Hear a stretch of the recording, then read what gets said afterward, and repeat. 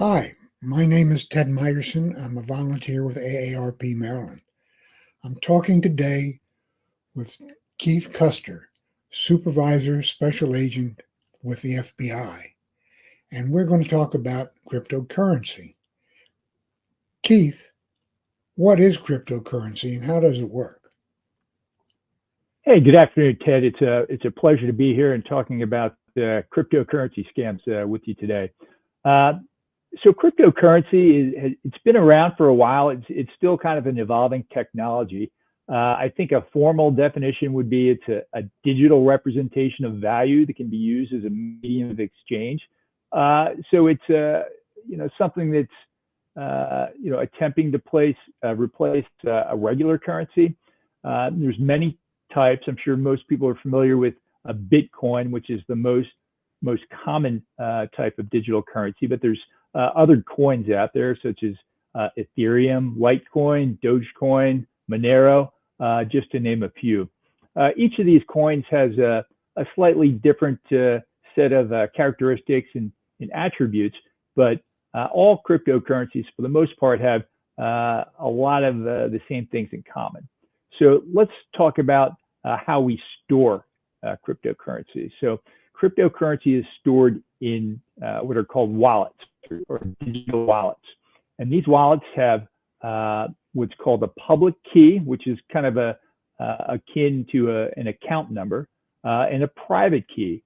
And as the name indicates, the private key is something that you want to keep to yourself because it allows you the authority to conduct transactions with whatever digital currency is held within that wallet. So if you think of the public key as an account number, then you can think of a private key as your PIN or password. And there's many different types of wallets out there. You can have what's called a hot wallet.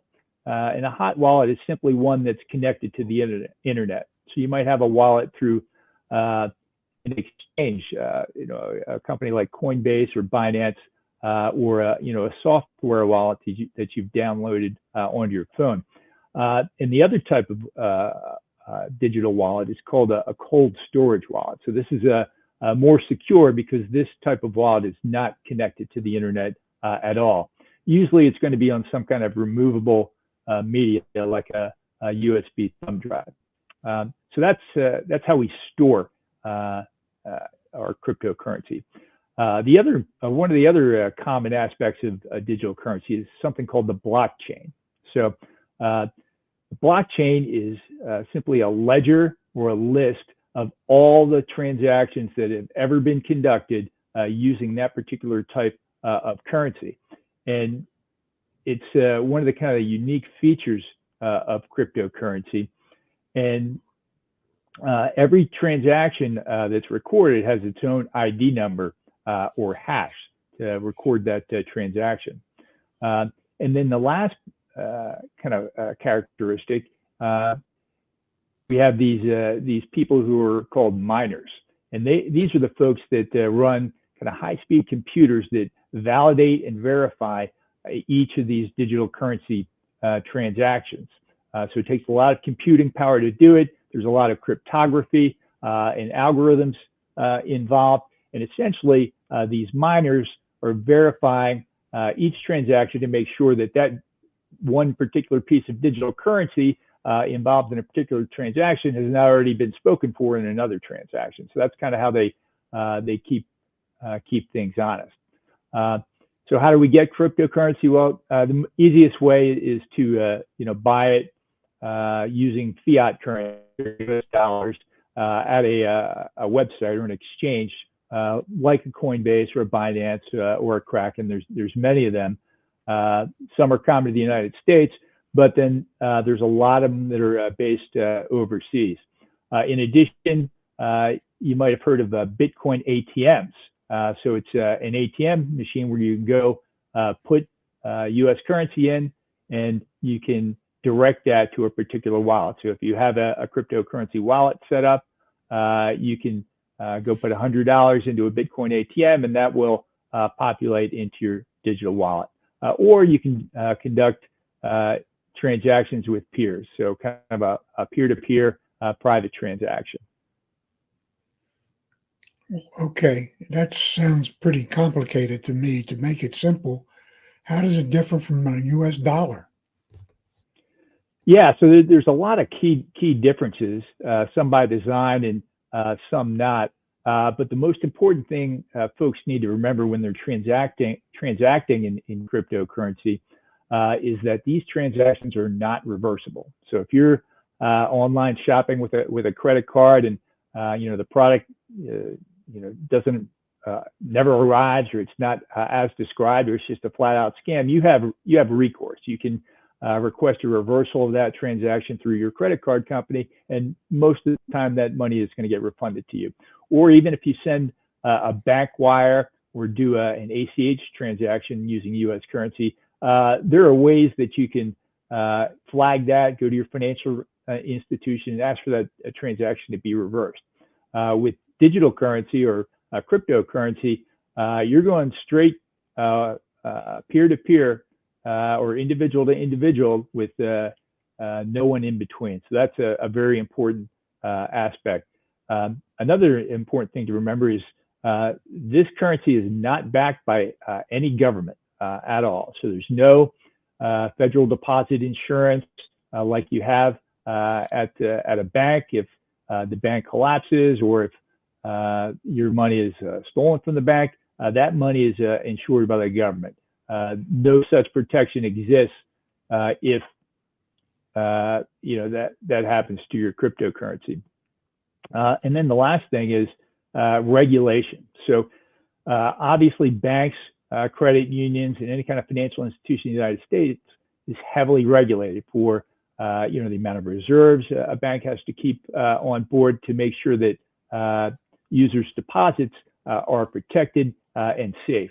There is a little bit of regulation on cryptocurrency in the United States.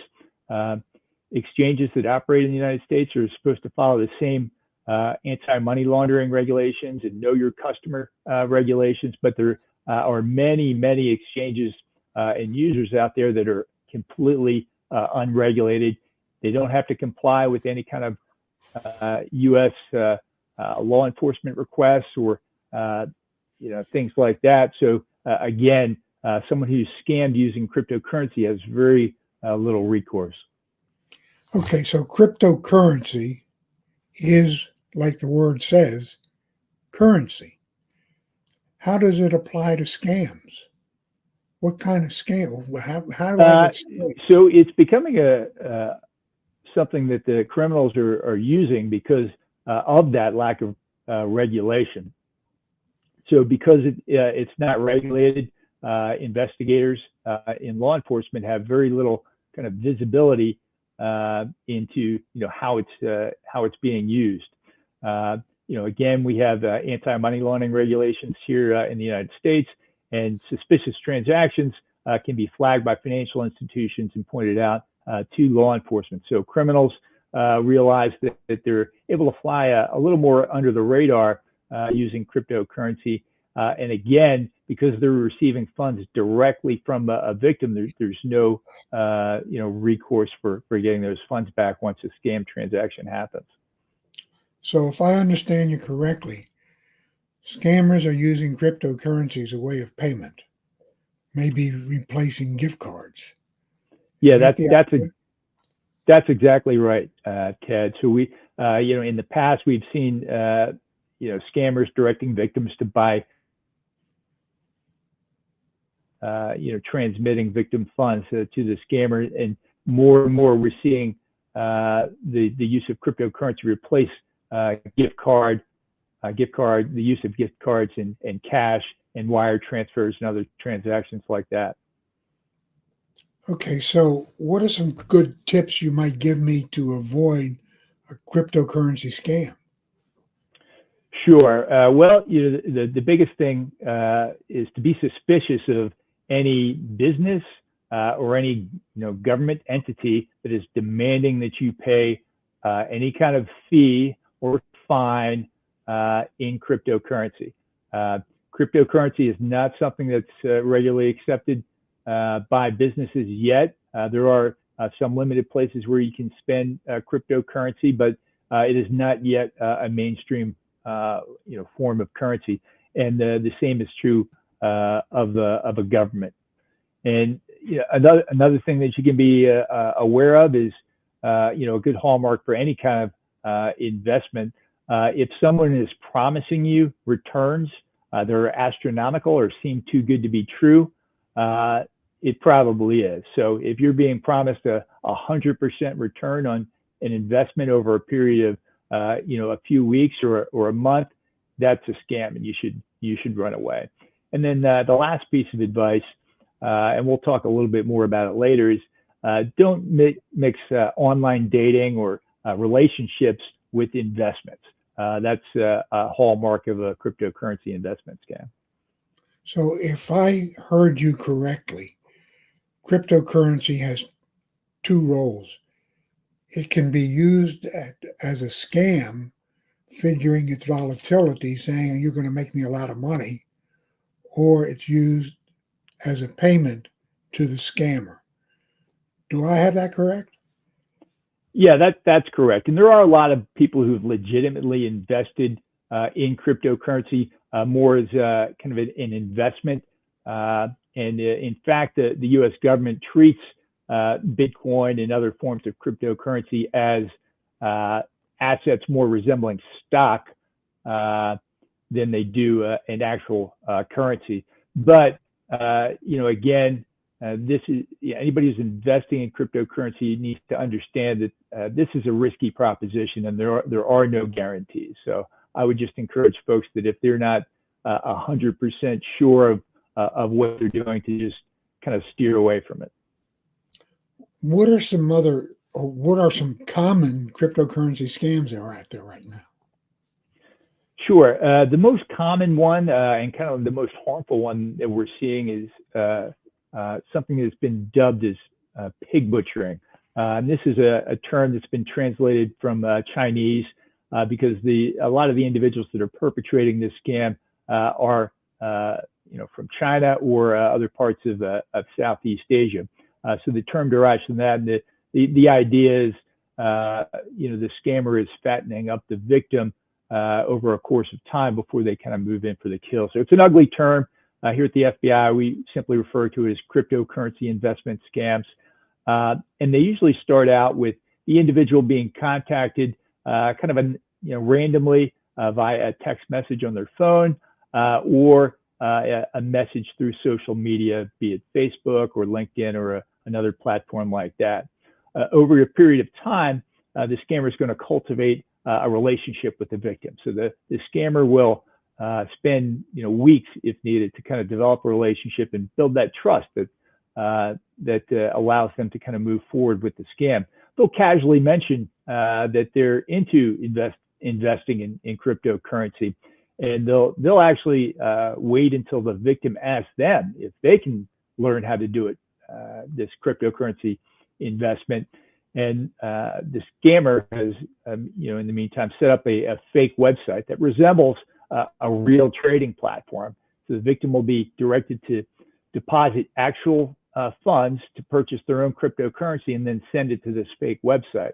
And over the course of time, they'll conduct a number of fake trades in which it appears that they're making money hand over fist. They're turning $10,000 into $100,000 over the period of a week or two. And then the scammers will continue to kind of solicit money and eventually present the victim with the chance of a lifetime. The victim will be encouraged to liquidate everything they have, turn it to cryptocurrency, send it to the website, so they make this one trade that will triple their money overnight. When in fact, the website is completely fake, the trades never happened, and all that's happening is that the victim is sending their funds in cryptocurrency directly to the scammer. At the end of the scam, if a victim tries to withdraw funds, they'll be told that there's taxes due and they have to pay a 10% fee, and they'll continue to try and extract money with the hopes that the victim will continue to deposit funds.